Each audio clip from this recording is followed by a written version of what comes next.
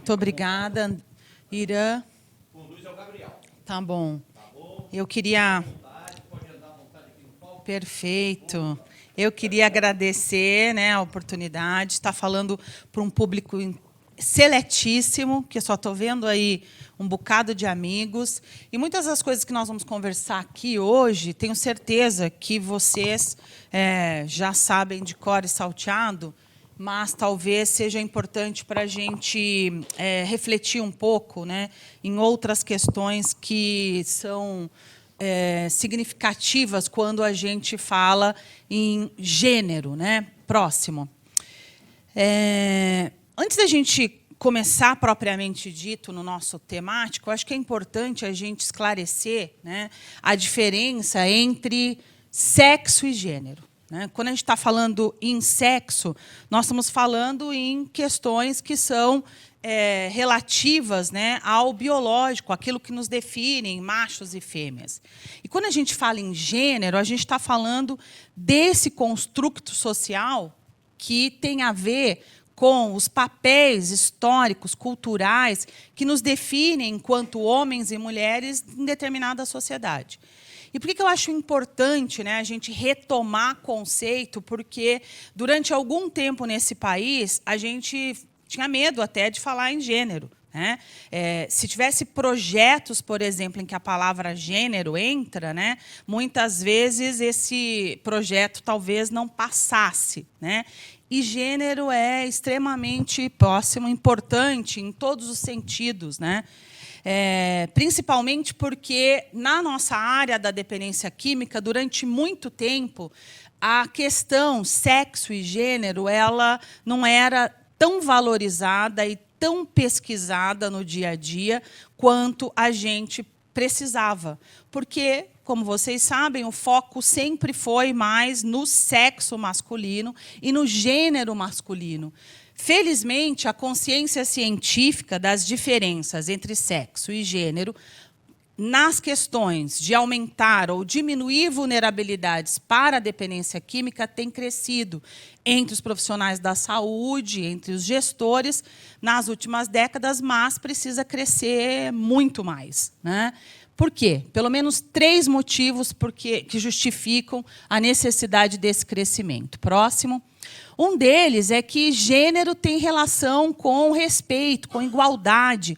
E eu fiz questão de colocar uma foto da Judith Butler, né, que é uma das teóricas, vamos dizer assim, da teoria queer, e que fala muito a respeito de gênero. Gênero tem a ver com igualdade. Essa é o 5º, né, dos 17, né, princípios, vamos dizer assim, do desenvolvimento sustentável, ou seja, igualdade de gênero tem a ver com representatividade, tem a ver com distribuição de papéis igualitários, tem a ver com locais iguais nessa sociedade, tanto para homens, para mulheres e para todas as pessoas. Próximo.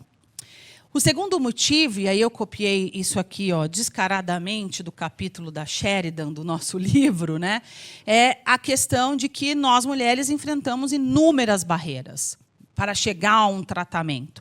Quer seja barreiras sistêmicas, barreiras estruturais, barreiras sociais, culturais, pessoais, que dificultam enormemente a chegada de uma mulher a um tratamento para a dependência química. E isso precisa mudar. Terceiro motivo, próximo, é que a gente tem que dar um passo adiante nesse cenário, né?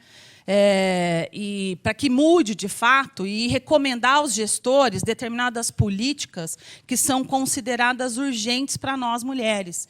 Então, nós da ABAD emprestamos aí esse lema que veio lá muito da galera que é portadora de alguma deficiência física, que é o nada sobre nós sem nós, ou seja, nada sobre nós mulheres sem nós mulheres. Porque chega de fazer política ou de dirigir tratamento para mulheres sem chamar mulheres para discutir exatamente o que nós precisamos, o que nós queremos.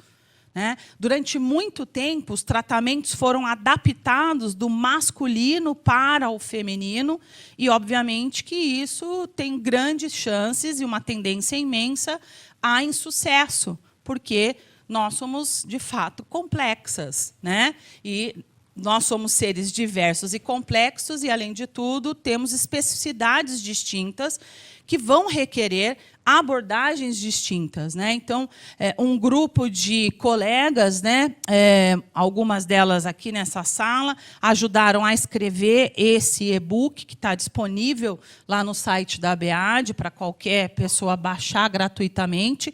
E é um compacto, obviamente, para que eu possa chegar no gestor e dizer: oi, é isso aqui que nós mulheres precisamos. Próximo.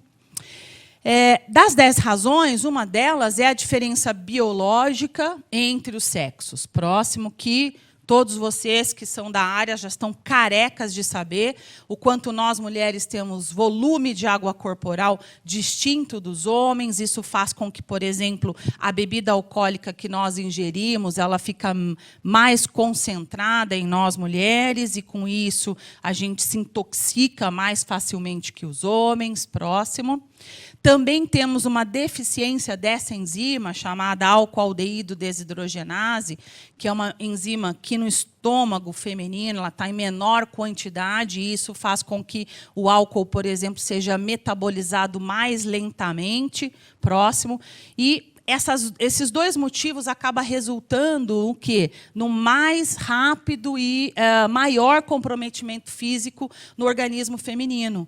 Então, é muito comum, quem trabalha com dependência química feminina, ver o quanto as mulheres de determinada idade estão muito envelhecidas, né, por conta desse uso de substâncias, enquanto o seu parceiro contemporâneo da mesma idade não está tão envelhecido assim quanto ela, por exemplo. E, além das outras complicações, né, hepáticas e as interações hormonais femininas que acabam acelerando esse processo de deterioro feminino diferente do masculino. Próximo. O segundo é o perfil epidemiológico crescente. Próximo, que é algo que a gente já vem falando há um bocado de tempo e, sinceramente, eu já ando um pouco cansada de ficar lá que as estatísticas estão aumentando e me sinto ainda enxugando gelo, muitas vezes, correndo atrás do prejuízo, e a gente tem feito muito pouco ainda para mudar esse cenário. E a gente já vem assistindo isso há um bocado de tempo. Então, e não é só, né, no Brasil, isso é uma tendência, é um fenômeno mundial. Nos Estados Unidos, por exemplo, um dos últimos levantamentos feito por esse órgão, que é super respeitado, o SANCHA, mostra que, em 2019, 2 em cada 5 mulheres estão lidando com problemas de drogas ilícitas. 3 em cada 4 lidando com problemas com álcool. 1 em cada 8 com as 2 substâncias. Ou seja, nós temos em torno de 5%, ou 7 milhões de mulheres acima de 18 anos com algum problema, né, um transtorno por uso de substâncias. E, provavelmente, esse número é muito maior se a gente começar a incluir as adolescentes, que também são foco das intervenções. Próximo. No Brasil, os dados, embora sejam um pouco antigos dos últimos levantamentos, e nós estamos agora felizes que o 3º levantamento nacional surgindo, né, já mostrava, né, essa aumento do Beberimbim de 2006 para 2012, aumentando 36% nas mulheres, muito mais do que no público masculino. Próximo. E os dados do Programa Nacional de Saúde de 2019, além do padrão, falam um pouco da frequência, de quanto as mulheres no Brasil tiveram um aumento de 17% delas bebendo uma vez ou mais por semana. Algo que, na pandemia, também nós observamos muito nos nossos consultórios, pesquisas, né, online falando do aumento do consumo de álcool entre mulheres durante a pandemia, e muita da mídia que vinham atrás da gente já falava: vai de novo, né, falar de consumo de álcool na pandemia entre mulheres, porque é um fato que a gente pôde observar claramente. Próximo. Outro dado que chama atenção também são os dados do Vigitel, né, que fala um pouco do beber pesado ou do uso nocivo, que é uma pesquisa feita via telefone, né, e que claramente ali em todas essas faixas etárias a gente observa um aumento de 2010 a 2019, e eu chamo a atenção dos senhores para a faixa etária dos 18 aos 24, que foi a faixa etária que vem aumentando mais expressivamente, e acho que essa é uma faixa etária que deve ser foco, sem dúvida, de intervenções, já que um estudo epidemiológico via online nos mostrando isso. Próximo. Dados também de amostras escolares recentes de 2019, essa é uma pesquisa também bastante interessante, que é o PENSE, né, a Pesquisa Nacional de Saúde Escolar, mostra que a experimentação de bebida alcoólica também tem sido mais precoce em todos os adolescentes, de 2012 para 2019, a gente tinha, então, 52% dos adolescentes dizendo que já tinham experimentado bebida alcoólica. Em 2019, 63% deles dizendo, sim, eu já experimentei bebida alcoólica. E esse aumento de consumo ele foi mais intenso nas meninas do que nos meninos. Então, nós saímos de 55% nas meninas para 67% em 2019. E isso não é à toa. Né? Não é à toa que o público feminino vem consumindo, né, mais bebida alcoólica, experimentando precocemente e também tendo aí taxas que são preocupantes do consumo de substâncias. Próximo. Por que não é à toa? Porque a segunda razão é o assédio que o marketing tem feito, dirigido ao público feminino. Próximo. Nós temos já, isso é retórico, né, das propagandas de tabaco, quanto o tabaco investiu no público feminino fortemente e segue investindo. Então, propagandas lá da década de 60 e 70 para hoje não são muito diferentes, porque, né, os dispositivos eletrônicos de fumar também vêm vindo com um apelo bastante interessante, porque eles são criativos, esse marketing, para dirigir esse invólucro rosinha, né, com glitter, com strass, ou seja, tem um foco para o público feminino. E o álcool também não é de hoje, né? Então, quando uma Sandy, né, empresta a sua imagem para dizer, né, que você pode ser devassa também, ela está passando uma mensagem. Só que ela está passando uma mensagem muito equivocada, né?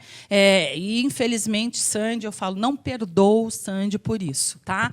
Porque emprestou a sua imagem, né, que ela não precisava, né? Ela não precisava disso. Para mim foi um equívoco imenso e segue sendo, né?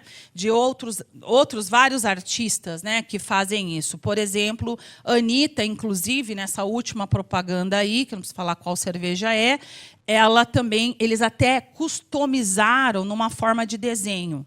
Então, para que é esse desenhozinho? Né? Ele tem claramente um foco, que é o público infanto-juvenil. Próximo. Quarta razão se diz, em geral, né, e está relacionado ao estigma de gênero. Se a dependência química tem estigma, ou seja, se 41% da população brasileira tem ódio e antipatia de conviver com o usuário de substância, quando a gente coloca uma lente interseccional, ou seja, quando eu olho a interseccionalidade de raça, de gênero, principalmente, próximo, a gente vai ver que isso é imenso, né? Grazi já se identificou aí nessa reportagem que a gente deu para o Portal Terra e saiu em várias outras matérias, né?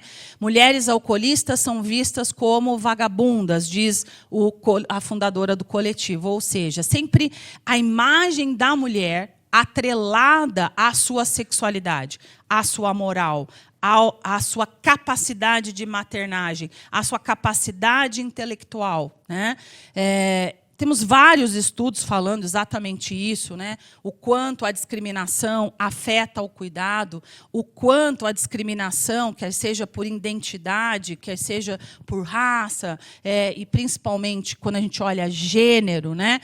Mulher, essa discriminação prejudica, sobretudo, o acesso ao cuidado. Tá? E essa é uma questão que a gente ainda está patinando no estigma, de uma forma geral, com relação à dependência química, mas eu queria que vocês começassem, a partir de agora, colocar um pouco uma lente interseccional nessa questão. E vou dar um spoiler, que eu não falei, né, não botei aí, mas... em fevereiro, então, a ABAD está lançando um livro que é Dependência Química, Racismo, Gênero, Determinantes Sociais e Direitos Humanos, em que os capítulos foram justamente pensados para que a gente olhe, né, a vulnerabilidade, o que é a diferença de uma mulher negra, lésbica e periférica, de uma mulher branca, classe média, né, e que é heterossexual. Essas duas mulheres, elas não saem do mesmo lugar numa corrida para o acesso ao tratamento, embora o gênero seja em comum aos dois grupos. Tá? Porque, obviamente, as interseccionalidades afetam essa chegada. Próximo. Falei, né, que 41% da população brasileira tem ódio, antipatia, repulsa, né, de conviver com usuários de drogas. E eu adoro esse slide porque ele mostra muito o Brasil. Né? É um slide do Gustavo Venturi, da Fundação Perseu Abramo, de 2009, ou seja... é antigo, mas ele reflete exatamente algo que nós vivenciamos hoje, né? O quanto o nosso Brasil, né, foi se tornando cada vez mais intolerante, né, nos últimos anos. Por exemplo, tá lá, só perde usuário de droga para gente que não acredita em Deus. Esse é o que o brasileiro tem: ódio, antipatia e raiva. Então, minha gente, se você é ateu, né, e você é usuário de droga, melhor você ficar no closet aí, porque, né, fica quieto, porque o Brasil tem ódio, antipatia e raiva de você. Então, chama a atenção, né, que de 2009 isso não mudou muito. Né? Percebam que nessa lista não tem negros. Isso não quer dizer que o Brasil não tem racismo.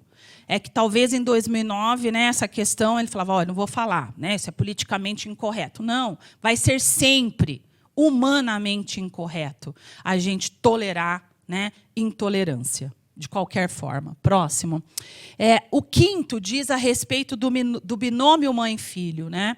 Próximo, e que vocês também já sabem, de cor e salteado, o quanto, né, a síndrome alcoólica fetal é um fenômeno ainda subinvestigado, subrepresentado, subcuidado, subtudo, né, e que causa um imenso impacto na vida de uma criança e que vai requerer do poder público um gasto, um investimento muito grande para ajudar essa criança a se desenvolver minimamente com dignidade. Próximo.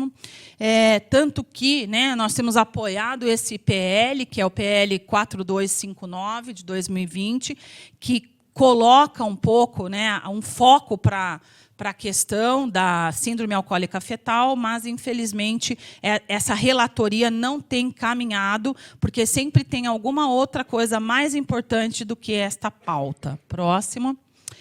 O sexto diz respeito aos transtornos psiquiátricos em mulheres. Próximo, que, como todos nós sabemos, né, as mulheres, a comorbidade, em geral, é primária. Então, é muito provável que a depressão venha antes do alcoolismo. Claro que isso não é regra, né? Mas é muito mais provável que o transtorno de ansiedade venha antes, que o estresse pós-traumático venha antes do uso de substâncias. Muitas vezes, o uso de substâncias entra como um coping, como, né, uma forma de lidar com esses sintomas, e também apresentado, na grande maioria das vezes, né, por uma parceria afetiva, e a representatividade aí seria, então, o masculino, que ingressa, muitas vezes, algumas mulheres neste cenário. Então, a depressão, a ansiedade, o transtorno de personalidade borderline, o que acaba, por sua vez, sendo um preditor de pior desfecho. Nós sabemos que a comorbidade tem que ser tratada concomitante com o uso de substâncias, mas que, em geral, a gente se apega à comorbidade porque, muitas vezes, é aí que nós, médicos, temos um arsenal terapêutico mais específico e a gente acredita que, tratando a comorbidade, obviamente, tem mais chances de concomitantemente melhorar o uso de substâncias, mas existem comorbidades que são gravíssimas e como o transtorno borderline de personalidade. E eu fiz questão de colocar justamente a Amy aqui para chamar a atenção de vocês, de quem não viu esse documentário, tem que ver logo. Né? Alguém já viu esse documentário da Amy? Pouca gente, tá? Então, não é esse agora que a mãe fez, tá? É logo que ela faleceu e que ganhou, inclusive, Oscar, né, de melhor documentário da época, e que vocês vão poder entender, entre outras coisas, como a Amy implorou por ajuda. Tá certo? Ela pediu muito. Quando ela começou a vomitar, as primeiras vezes, a adolescente falou para a mãe dela: mãe, eu estou vomitando porque eu não quero ser gorda. A mãe disse o que a ela? Ah, minha filha, as meninas têm que ser magras mesmo. Né? Ignorou. Né? E ela foi, ao longo desse tempo, né, caminhando dentro da psiquiatria do desenvolvimento, bulimia, depois uma dependência afetiva, todo namorado, ela grudava. E aí ela grudou justamente num Blake, né, que está vivo hoje. Mas foi Blake que introduziu e apresentou a droga para ela. Né, e hoje, infelizmente, ela não está entre nós. Inclusive, o outro masculino na vida dela, né, disse para ela, né, Dad said, don't go to rehab, né? Don't go, don't go, don't go. Quer dizer, meu pai não quer que eu vá para a reabilitação.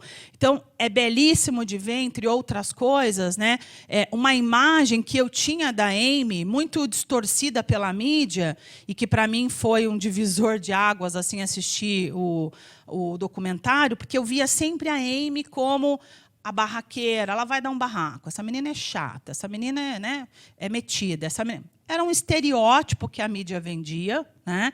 E ela é uma doçura. O filme vocês vão ver, espero que vocês tenham essa mesma impressão. Abre, vou dar um spoiler, já dei vários, né? Mas tudo bem. Abre, né, a cena, ela cantando, né, Happy Birthday to you, ou seja, belíssima, sem fazer nenhum esforço, com aquela voz maravilhosa dela, né? E ela pediu muito ajuda, muito ajuda. E o que a gente espera, né, gente, é que a gente não tenha mais desfechos como Amy, né, e que a gente possa intervir antes, principalmente lá, né, quando tudo isso começou e começa. Próximo.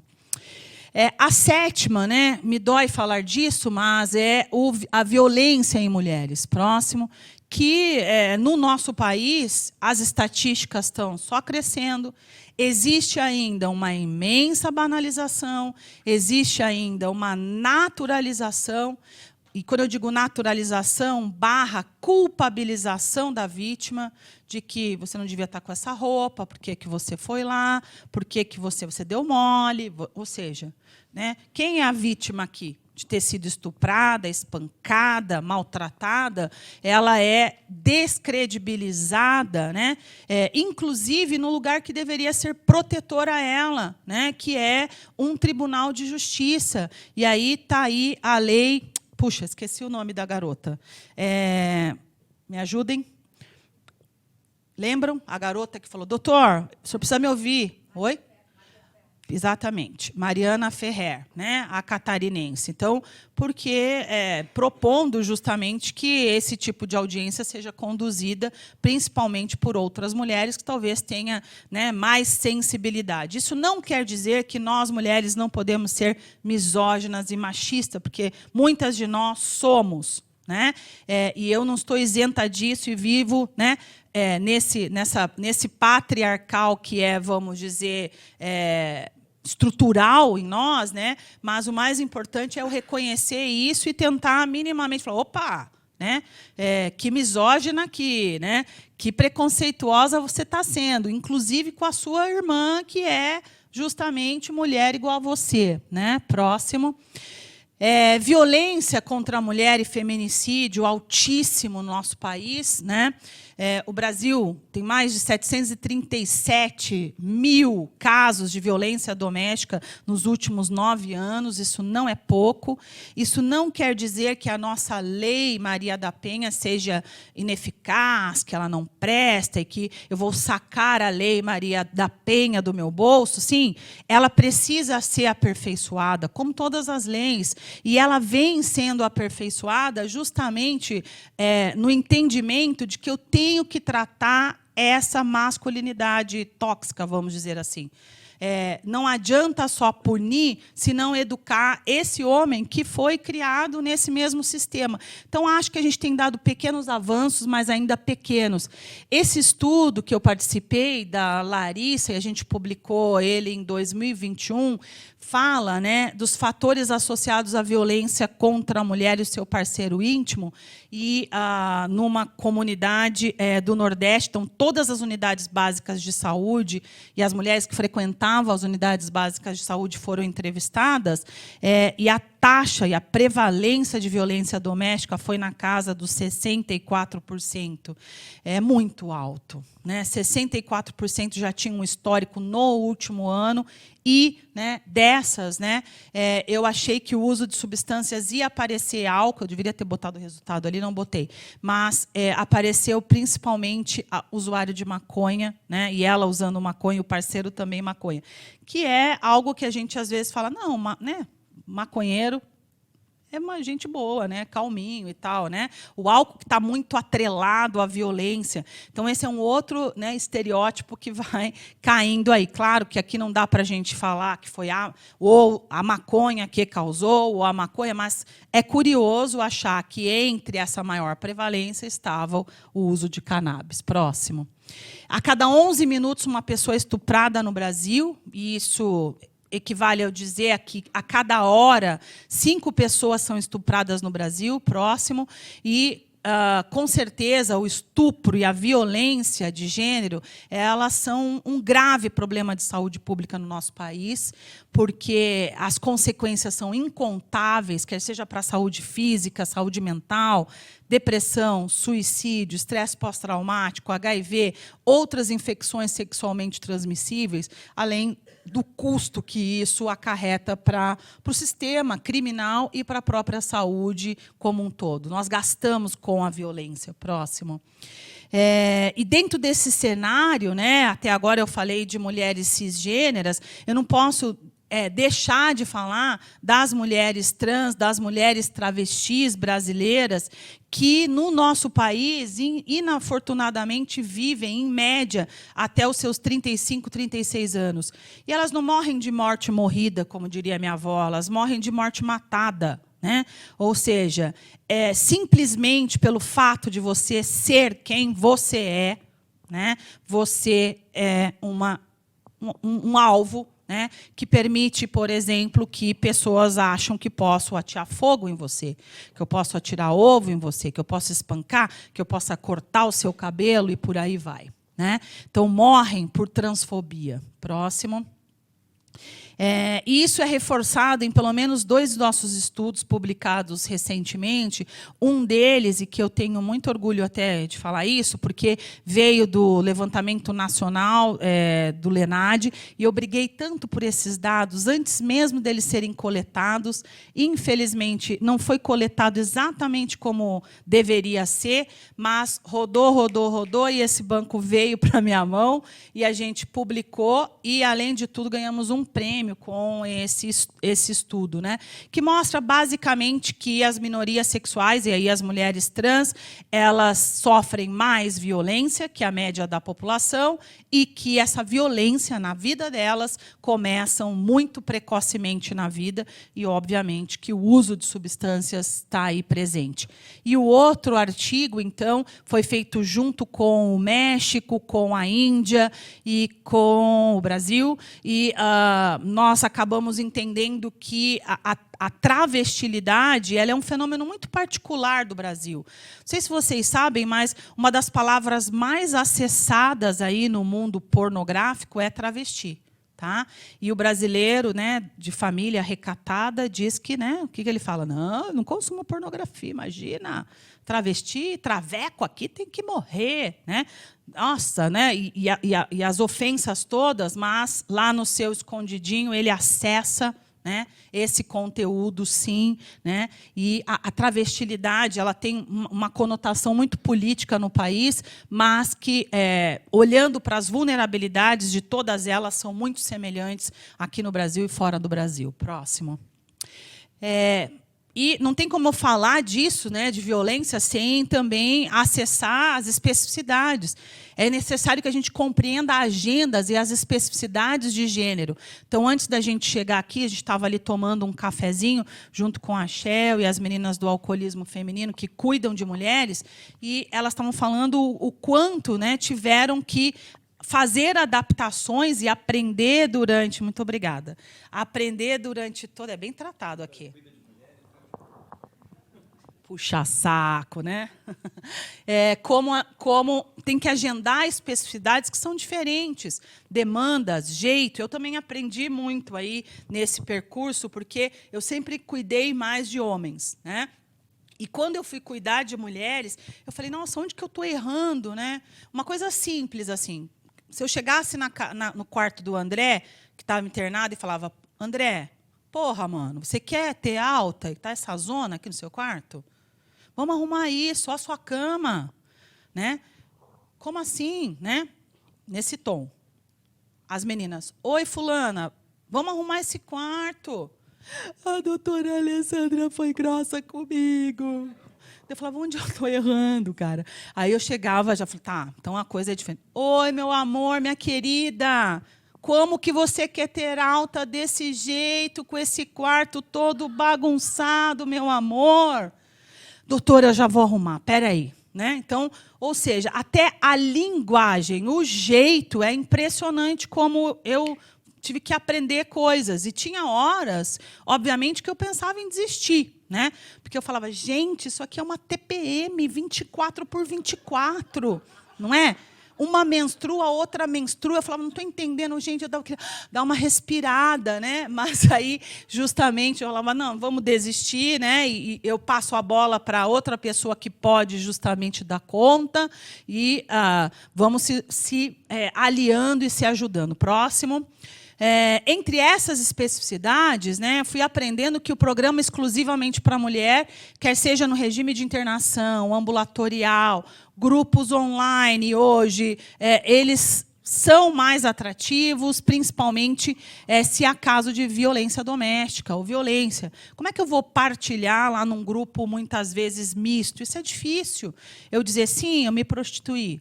Sim, eu troquei uma pedra por uma boquete. Sim, será que eu falo isso lá no grupo? Né? Será que esses caras aqui vão entender? Né? E isso também demorou a cair minha ficha, porque eu tinha, então, a literatura já dizia isso, eu já sabia pela literatura, mas eu tinha 28 leitos, eu achava que eu podia abraçar o mundo. Então, numa mesma internação, era mulheres cis, mulheres trans, homens cis, homens trans. E, né, Isabel, que não está aqui, mas deve chegar em algum momento, já dizia, Alessandra, você tem certeza que você vai fazer mista? Eles vão namorar muito? Imagina, Isabel, né? E aí que eu ficava, né, assim, muitas vezes lidando com o relacionamento, que é uma questão, mas isso tomava um foco tão maior do que a dependência ou o que nós viemos fazer aqui, que ficava impraticável. Né? E aí, quando, obviamente, a gente consegue ter um cuidado diferenciado, exclusivo para gênero, isso melhorou muitíssimo. E com coisas que mulheres gostam. Né?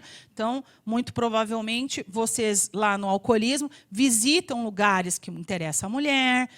Né? A Shell faz lá, tem a Dia da Beleza, coisas que são importantes para o universo feminino. Não que nós, mulheres, só queremos a beleza, mas a beleza e a estética também faz parte do nosso universo. Próximo. A oitava razão é o despreparo de profissionais da saúde. Próximo. Infelizmente, né, a gente ainda requer um imenso treinamento de equipes multidisciplinares em saúde para lidar com esse público feminino. E cada vez mais a literatura fala, e toda essa experiência que eu já tive na prática, é o quanto o female role models, ou seja, mulher cuidando de mulher, né, é a melhor estratégia. Né? O que eu tinha medo, muitas vezes, de colocar homem era elas ligarem para casa e falar: olha, eu estou sendo abusada, eu estou sendo estuprada, o enfermeiro entrou no meu quarto. Que, aliás, pode ser uma invenção para eu ir embora, como pode ser verdade. Então, assim, eu não queria correr esse risco. Né? Então, obviamente que tinha um homem cis dentro dessa enfermaria, mas era mais mulher do que nós todas juntas. Né? E ele tinha uma liderança por ser abertamente gay, e elas respeitavam muito ele, né? E sabia que ali, né, ele não gostava da coisa, então não ia ter problema com. Muito embora, né, a sexualidade é algo que, dentro dos tratamentos, nós também temos uma tendência a invisibilizá-lo, né? Como se não acontece. Não vamos deixar elas conversar, porque vai aparecer alguma coisa aí. Não, com os caras e como a gente lida. Óbvio, vai ter que treinar no momento de internação. E eu falar: minha filha, será que é o momento para a gente se relacionar, ao invés de eu, né, proibir, não deixar? É óbvio, né, aqui não vai ficar transando, que não é um motel, nós vemos para isso. Mas como é que eu lido com eventuais relações afetivas que podem se estabelecer num ambiente de cuidado? Né? Próximo. E pensando nisso, né, que nós, então, escrevemos este livro, Mulheres e Dependência Química, aí eu estou fazendo o meu momento, venda o seu jabá, e nós tivemos a participação de todas essas mulheres lindas e maravilhosas aí, tiveram alguns homens também, porque vocês, homens, são importantes como aliados neste processo, tá certo? Não é que nós precisamos da validação dos homens, mas nós precisamos que vocês sejam feministas também, ou seja, defendendo, entre outras coisas, qual é o lugar da mulher, que é onde ela quiser, mas que ela possa receber um cuidado, né, mais próximo das suas necessidades. Então, hoje, essa é a Bíblia da dependência química e gênero. Tá? Próximo. Gênero e comportamento sexual, que é justamente a área que eu estudo mais, né? Falar de aborto, falar de comportamento sexual de risco, falar de disfunção sexual em mulher, de desejo sexual hipoativo, ou de dependência de sexo, ou de tantos outros vertentes que perpassam por comportamento sexual, são muito importantes. E acaba que as equipes estão despreparadas. Talvez Mateus, dentro de uma comunidade terapêutica, Mateus, né, que é o que a gente conversou lá no dia que a gente bateu um papo, né, uma live no seu canal, que é como é que é a dificuldade de falar de sexualidade em determinados espaços. E não é só na comunidade terapêutica. Eu posso dizer que é difícil e existe um mito, um tabu, um medo de falar de sexualidade em vários espaços, né? Como se falar de sexualidade eu fosse dar ideia, eu fosse reacender, eu fosse, de certa forma, estimular as pessoas a transar, porque as pessoas pensam que sexualidade é só relação genital coital. E sexualidade é esse imenso guarda-chuva, né, que abarca muitas coisas além, né, do transar. Porque até dentro dessa sexualidade tem pessoas que não querem transar e estão muito bem, obrigada. Ou seja, enquanto uma orientação sexual, sou uma pessoa assexual, não quero, estou bem assim, sou feliz assim. Qual é o problema? Né? Próximo. E entender que mulheres têm direitos sexuais, né? Os profissionais da saúde mental têm cada vez mais se aproximar desses fatos, né? E começar a aplicar essas informações para proteger a saúde das mulheres. Então, proteger uma mulher que acabou de ser estuprada, né? O que eu tenho que fazer? não é a delegacia o primeiro lugar talvez é um sistema de saúde, porque ela precisa. O tempo aqui é importante. Depois do sistema de saúde, aí sim é a delegacia, porque ela precisa de uma série de cuidados que vai prevenir, entre outras coisas, gestação e HIV/AIDS. Próximo. E o 9º, a falta de serviços específicos para atender a demanda de gênero. Próximo. E aí eu roubei essa foto aí da Sheridan, tá, Sheridan? E botei ali, ó, que a CT Missão Resgate da Paz em Goiânia, as fotos foram publicadas, por isso que eu publiquei ali, tá? Então já são, ou seja, é um espaço no Brasil que, como pouquíssimos, que não existe esse cuidado, esse lugar de uma mulher alcoolista e, sobretudo, para acolher os seus filhos, né? Então, talvez, Sheridan, você sabe mais do que eu, quantos serviços no Brasil você conhece que tem um espaço de cuidado para a mãe e o seu filho. Eu posso pensar que são muito poucos, e um deles é esse lugar, que essa pequenininha aí, né, e eu vi essa pequenininha, né, quando eu fui lá, ou seja, ela está ali, a mãe consegue, eu estou em paz aqui, né, fazendo o meu tratamento, a minha recuperação, e, ao mesmo tempo, acompanhando, né, essa minha pequena que não está numa creche, não foi tirado o meu poder de mãe porque eu sou usuária de drogas. Então, no Nada Sobre Nós Sem Nós discutimos isso numa das palestras, do quanto essa mulher, muitas vezes, tem o seu filho levado, né, para adoção, retirado dela, e que isso é outra violência, né? De novo, novamente, a revitimização dessa mulher. Próximo. Outro lugar que eu quero falar, e aí, né, está na rede aí do IPH da senhorita, né, que é justamente a Casa da Gestante em Campinas, que eu também tive a oportunidade de conhecer, que é outra forma de cuidar, que é outro espaço que é único nesse Brasil. Eu não conheço outro serviço igual, que é a Casa da Gestante para mulheres usuárias de substância, que ela também pode ficar com a sua prole, e que trabalha numa perspectiva de redução de danos. Sim, o Instituto Padre Haroldo. Né? Como assim? Né? Como assim? Não é abstinência? Sim, porque a redução de danos inclui a abstinência. Né? Então, ou seja, nós temos que parar, entre outras coisas, né, de ficar nos nossos sectos, nas nossas igrejinhas, brigando, porque esta briga conceitual não faz nenhum sentido mais.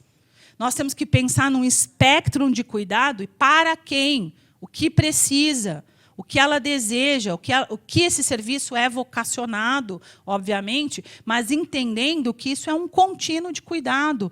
E eu desejaria que mais casas das gestantes pudessem ter pelo Brasil afora. E o dia que eu visitei lá, eu falei exatamente isso. Já fiquei olhando a pesquisa, já enchi as meninas de ideia. Não sei se a Lúcia vai vir falar sobre isso. Tá? Próximo. Eu comecei a ter essa ideia também, mas nunca a gente conseguiu botar no papel exatamente.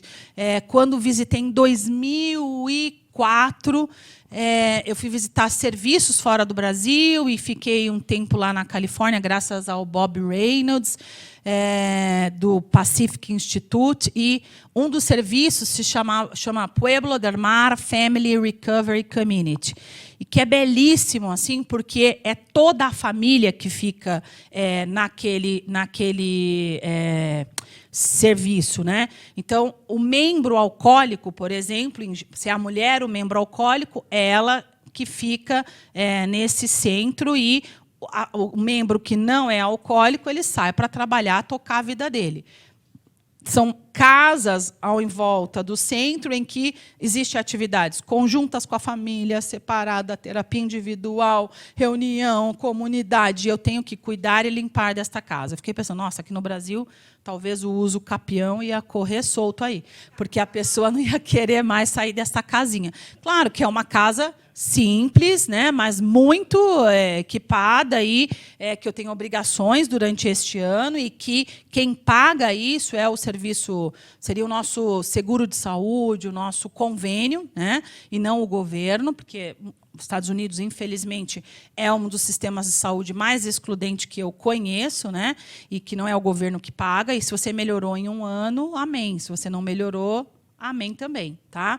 Mas é um trabalho, né, olhando justamente na ótica da terapia sistêmica familiar e dando oportunidade para essa pequenina e os pequenos crescerem, né, de uma forma mais protegida, porque, como vocês sabem, filhos de dependentes químicos estão sujeitos a mais comorbidades psiquiátricas, a desenvolver alcoolismo, a desenvolver uso de substância, a sofrer violência, maus tratos, e aí vai. Porque crescer num lar com uma mãe bebendo, um pai usando droga, com certeza é muito difícil. Próximo. Então, o projeto terapêutico personalizado, incluindo temática de filho, culpa, gestação, violência doméstica, prostituição, estigma, passividade, autoestima, oficinas de cuidado, culinário, todas essas coisas são importantes para nós mulheres. Próximo. E, por fim, a 10ª e última, políticas públicas voltadas para o gênero, né, na área da dependência. Próximo. Que são lições para a gente levar para casa, né? Como não tem como a gente não envolver a população da qual a gente quer defender, né? Ou que a gente é alliance, que a gente é aliada. Então, chega de falar de nós sem nos incluir e trabalhar com experts e membros da comunidade. Então, essa interação entre a academia com os movimentos sociais, o Faces e Vozes, o alcoolismo feminino, como onde trata, todos nós somos importantes. Os grupos de mútua ajuda, a colcha de retalho e tantos outros aí. Trabalhando, sobretudo, né, com a interface de direito e ativistas. E se a gente escolher uma personagem também, uma personalidade famosa, que empresta a sua voz, né, para essa causa também importante. Então, acho que nós, no Nada Sobre Nós temos que achar uma celebridade aí que possa ser um pouco essa voz e levantar essa bandeira, né? E, obviamente, que não podemos nos afastar de uma abordagem baseada em evidências. Não é porque funcionou para mim e sempre foi assim que nós vamos fazer sempre assim. E, infelizmente, eu ouço ainda, né, em pleno 2022, serviços e profissionais da saúde, de comunidade, consultores, né, falando, não, isso é o que funcionou para mim. E quando perde o argumento Alessandra, você não usou droga, você não sabe o que é. Cara, então eu preciso usar droga para entender? Ou para ter empatia? Ou para me aproximar de você? Né? Eu preciso ter esquizofrenia? Eu preciso ter hepatite para entender quem tem hepatite? Né? Hello! Né? Acho que a gente tem que parar um pouco com esses discursos e, opa, vamos ver o que isso não funcionou. Por que eu vou repetir aqui no meu serviço? Próximo. E isso, né, entre outras coisas, aliado a essa palavrinha advocacy, que traduzindo para o português não fica tão bem assim, que é advogar em causa de, né, a mobilização da nossa sociedade, para que a gente possa, entre outras coisas, né, falar o óbvio, que nós não podemos mais compactuar com a normalização e o silêncio de todas as formas de violência. Nós já temos leis para isso, leis ótimas. É só cumprir. Cumprir Lei Maria da Penha, Lei do Feminicídio, Lei da Importunação Sexual, Lei do Aborto Legal, sim, do aborto legal, sim. Né, que nós estamos num momento, Estados Unidos e Brasil, que isso volta a ser questionado, de acesso à educação sexual, de prevenção, e de acesso à prevenção de gestação, e chega, né, de homofobia, chega de transfobia, misoginia, machismo e sorofobia, porque são extremamente importantes que isso acabe, ou seja, não tolerar o intolerante. Próximo. Porque, né, tudo isso, todas essas 10 razões têm, entre outras coisas, extrema importância. E eu, felizmente, já tive a oportunidade de ver isso algumas vezes na minha vida. E quero ver muito mais. Né? Ou seja, quando uma mulher entra em recuperação, ela é capaz de mudar todo o mundo à sua volta. o impacto da recuperação do homem, me desculpem, meninos, não tem a dimensão de uma recuperação de uma mulher, do que ela muda a geração seguinte. Ela muda o cenário e o sistema familiar todinho, coisa que muitas vezes os homens, quando entram em recuperação, ele só volta para o lugar que já estava lá, sendo cuidado para ele, enquanto ele estava em internação, enquanto ele estava no grupo, enquanto, né, eu estou nesse processo, né? Então, é extremamente poderoso esse processo para uma mulher. E acho que é isso, né? A última, próximo, eu agradecer e pedir que vocês dê um like nas nossas redes da BEAD, nos siga, porque, né, veja, a que ponto chegamos, né? Um presidente avaliado pelo número de seguidores que ele tem agora também. Então, eu tenho que terminar essa gestão com muitos seguidores, entregar com muito mais seguidores, né?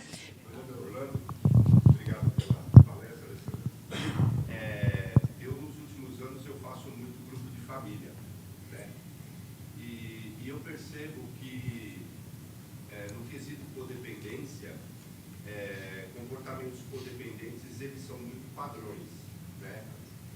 Mas, ultimamente, pelo fato de alguns codependentes terem mulheres no meio familiar, os comportamentos codependentes eles estão sendo muito variados pelo fato da mulher ser codependente. Isso é uma tendência hoje, né? Comportamentos codependentes serem bem diferentes pelo fato da mulher ser uma dependente. Então, vou ter que discordar de você. Porque, primeiro, assim, entender que codependência talvez é algo que é um fenômeno que a gente usa dentro dos movimentos sociais, né? Eu não entendi muito bem a sua pergunta, mas eu não estudo especificamente codependência, né? Talvez outros colegas que vão vir falar sobre isso, né? Tanto que codependência vem sendo muito questionada, inclusive. Será que ela existe ou não? Mas a gente pode traduzir por, talvez, dependência emocional, talvez, do que né, o conceito codependência por dependência emocional. E eu não sei o que você diz assim com padrões distintos, diferentes, porque o funcionamento de querer controlar, muitas vezes, é semelhante, né? Diferente em que sentido? É mais agressivo, ele é menos protecionista, ele parece que ele é mais julgador, né? Bem aquilo que você disse na questão da abordagem, né? Que você teve... De que a outra mulher faz isso com o seu membro dependente? Uma diferenciação. Eu não sei se vocês veem isso na prática de vocês, não sei. Talvez as meninas do alcoolismo. Ou...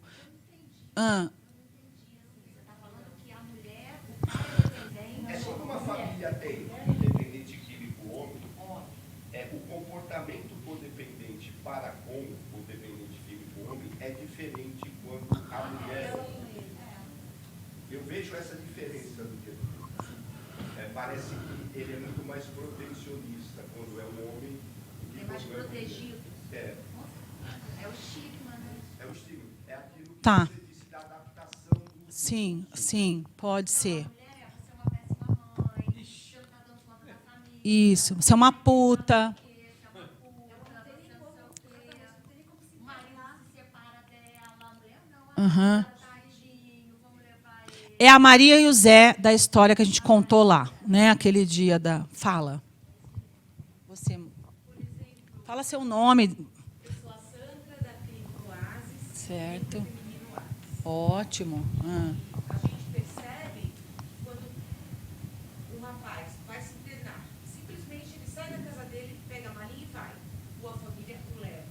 Agora, quando é a mulher, é tudo muito complexo. Por quê? Ela é a mãe, ela A é cuidadora. esposa, ela é a dona da casa, então é muito difícil uma internação feminina. Então a gente percebe que com a mulher é tudo mais complicado nesse sentido. E quando você fala da família codependente, eu acho que a gente não precisa nem falar em dependente químico. A gente que é mãe, tem uma menina e um menino, o tratamento é diferente. A condução do tratamento é Você é mãe helicóptero? Qual tipo de mãe helicóptero você é? São 3 tipos. Você vai levar tua filha numa clínica, você, nossa, quer saber quem é o profissional, se tem mulheres psicólogas e tudo. Agora, quando você vai levar o teu filho para uma clínica, certo, deixa ele lá e está tudo bem. Então, o tratamento com a mulher é muito diferente. Sim. O acesso, o cuidado, e ela chega sozinha, né? Sim. E é muito mais difícil internar uma mulher que um homem. Que eu tenho muitas coisas para deixar para ir para esse lugar. Eu não posso ir lá sossegada igual o cara vai, né? Quem mais tem a contribuir? Eu tenho uma pergunta. Pois não. Nesse caso, vocês falaram de mãe Vem para cá para a gente poder escutar a sua pergunta. Falaram de mãe helicóptero. Aham. Fiquei pensando em pai helicóptero também. Existe, claro que existe. Esse pai helicóptero também pode ser dependente químico e sofrer alguma coisa. Com isso, ele também vai estar deixando de muita coisa. O pai helicóptero, esse conceito, quer dizer, aquele que orbita sobre a sua cria e quer viver as experiências e controlar, inclusive, as experiências, tanto positivas quanto negativas. Muito embora esse pai, na nossa prática, sabemos que quando um dos membros é dependente químico, é muito pouco provável que ele dê conta, muitas vezes, de controlar, porque ele está interessado em usar, né? Então, ele aí, nem sempre ele consegue estar lá controlando a vida dos filhos, e os filhos, muitas vezes, ficam em cuidados de terceiros, quartos, né? Mas é provável que um filho helicóptero vai ser um filho mimado e um filho que vai usar droga. Tá? Então, é uma sequência, né? Não vou dar esse spoiler, né? A Sandra falou da dificuldade da mulher em comparação ao homem. Concordo plenamente. Mas hoje, na estatística, tem um número de 50-50, 50-40 entre internações feminino e masculino? Com certeza continua sendo predominantemente masculina. Posso dizer, eu não estou lembrando de um estudo exatamente para te dizer isso, mas eu arriscaria falar que é 70% homens, 30% mulheres. Não existe esse espaço. Cadê esse espaço? Né? Onde é que tem um espaço exclusivo? É um lá, outro cá. Claro, foi melhor do que nós já tivemos, mas vocês que encaminham para a internação frequentemente, é muito difícil. Onde a mulher vai achar leito para internar, por exemplo, tá? Ela vai achar leito junto com as portadoras de outros transtornos mentais, que é a realidade da minha cidade. Quando eu tenho que internar uma paciente pelo SUS, ela tem que ficar junto com o portador de esquizofrenia, retardo mental, que não há nenhum demérito nisso, mas ela não vai receber um tratamento específico para a condição que ela foi tratar. Ela, né, vai receber remédio e tal, e participar de grupos que não tem nada a ver com a questão que ela fala, vai desintoxicar num ambiente protegido, ponto. E que, às vezes, se perde uma oportunidade de motivação, de justamente de ela chegou lá, né, e aí acessa um equipamento que não é para ela, né, ela fala, pomba, você me internou nesse lugar, não quero voltar, né, e recai. Dentro dessa colocação sua, é difícil hoje tratar só o dependente químico. Eu acho que não existe mais. São transtorno ligado com dependência, com esquizofrenia e outros traços. Sim, as comorbidades são bastante prevalentes. Uhum. Sim, porque a comorbidade é bastante prevalente. Só que existem determinadas comorbidades que elas são mais, vamos dizer, mais responsivas aos tratamentos que tradicionalmente nós temos para a dependência química. Tanto, né, que eu já trabalhei no Bairral muitos anos e lá a gente teve que pedir, né, um outro setor que era para um nicho do psicótico, esquizofrênico, usuário de maconha ou outras substâncias. Que esse cara e essa mulher, né, ela não se adaptava a ficar com a dependência química, porque na dependência química ela acabava sendo, vamos dizer, usada pelas dependentes químicas, e quando essa ia para o setor de esquizofrenia, por exemplo, ela é que era, ou ele que era o malandrete ali. Então, e além disso, a questão era que atividades este público, né, acabava aderindo, que era muito mais no lúdico, na terapia ocupacional, que eu espero que a Aline vá falar aqui, do que eu me sentar e produzir num verbal. Você trabalha hoje numa realidade que é a comorbidade, só que no setor privado, né? E que nos dois, você também está no SUS? Querido, que bom. Cuida lá do meu terceiro, né? O terceiro é os carinhas. Mudou o andar, mas é isso. Esse que é portador de esquizofrenia, talvez não sente para ouvir 12 passos. Se está muito agudo, precisa ser mais no lúdico, né? Vou fazer a última pergunta. Por favor, se quiserem mais algumas perguntas, tem o telefone ali embaixo. A gente põe o nome e em seguida a pergunta e a gente responde. Na sua opinião, doutor, e por favor, também, se alguém quiser se manifestar, a questão com a mulher, eu vejo há muito tempo, eu não lembro, mas tive uma clínica 8 anos do universo feminino. Eu vi a transformação em relação ao álcool, outras drogas e a medicação. Tem algum dado de estatística em relação à medicação no universo feminino? Sim. Muito, muito. Porque tem vários fatores, né? Eu frequento mais unidade básica de saúde do que homens. Eu tenho mais prevalência de ansiedade e depressão, então a chance de eu receber um psicotrópico é maior, né? E infelizmente, nós temos alguns psicotrópicos aí que colam na mulher muitíssimo, né? Benzodiazepínicos, Zolpidem. Hoje, a minha problemática no consultório é esse indutor do sono. Não é do feminino, é porque a mulher acaba que procura, né? Antes eram os anorexígenos, muitíssimos, mais no público feminino, com a limitação do tipo de receita, né? E a proibição dos anorexígenos, isso tem diminuído.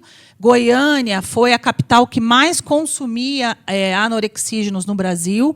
E a minha conclusão, Shell, é que lá tem uma estatística que é 7 homens para cada mulher, 7 mulheres para cada homem. Então, ou seja, só pode as magras sobreviver lá, né? As magras vão casar. As gordas não vão casar lá. Então, não casa na Goiânia. Por isso que estamos no Caritó, né? Não vai para Goiânia. Não, você vai para Goiânia, de repente, né? De repente. Então, os anorexígenos, né, colou muito. Agora, disparado, todos os levantamentos mostram que a droga mais prevalente consumida no Brasil são os benzodiazepínicos, né? E a gente tem tido, né, já um aumento, tanto aqui no Brasil como nos Estados Unidos, de codeína, opioide. Então, cola mais, porque talvez é alívio de dor, né? Alívio de angústia, alívio de ansiedade, que tem no público masculino também, mas a chance dessa mulher ganhar uma prescrição é maior do que um cara. Porque o cara, né, Irã, não chega para a doutora Alessandra e fala, eu estou péssimo, tá ruim, mas ele sempre está assim, né? Eu sempre ainda estou segurando a onda, porque eu tenho que bancar, porque eu sou machão. Então, até é provável que eu diga, você não vai precisar, Marvin, de remédio, não. Vai para casa. Já a mulher que vai... Toma. Né? Então, a chance dela ganhar essa prescrição é maior.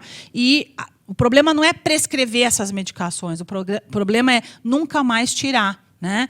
E é a nossa realidade hoje. Tá?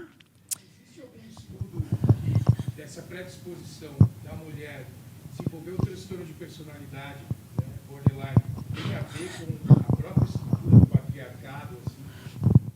Olha que a gente estudou patriarcado, né? Ele foi longe, né? Mas, assim... olha, é um assunto que eu e Sheridan estudamos recentemente, né? E justamente a gente procurou muita coisa sobre patriarcado e uso de substâncias, mas eu não me lembro de ter aparecido isso, tá?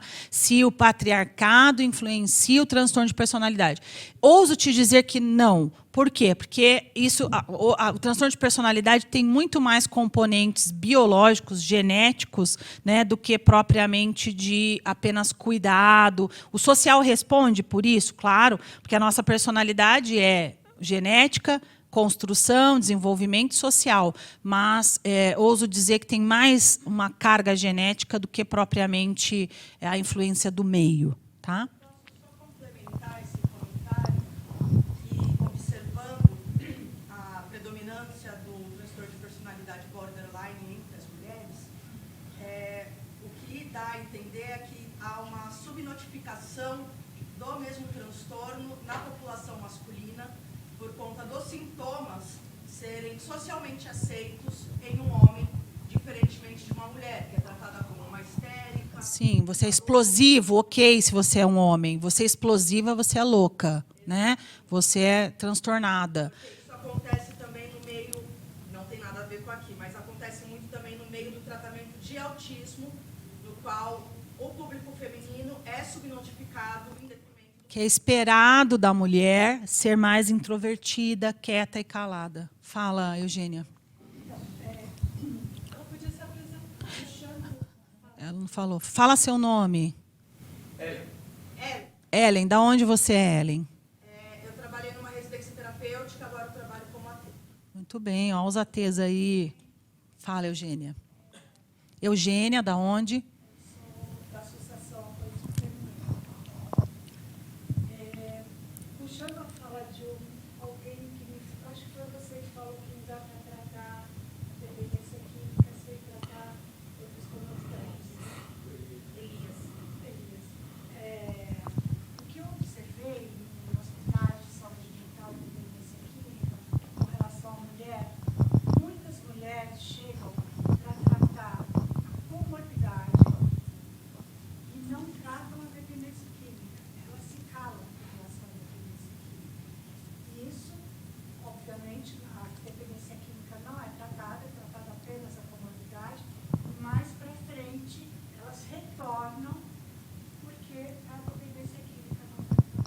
Perfeito. Também vê muito isso lá no setor que eu trabalhei em Londrina, em que claramente ele é uma alcoolista que está deprimida, mas a equipe só viu a depressão. Tá? Ela não contou, a equipe não investiga, porque a equipe não vê, né? E aí as chances, né, obviamente, dela seguir doente é imensa. Né? Muito. Senhoras e senhores, Oi? Eu agora só no consultório. Isso. Ah, que legal. Muito bem. Então, muito obrigada.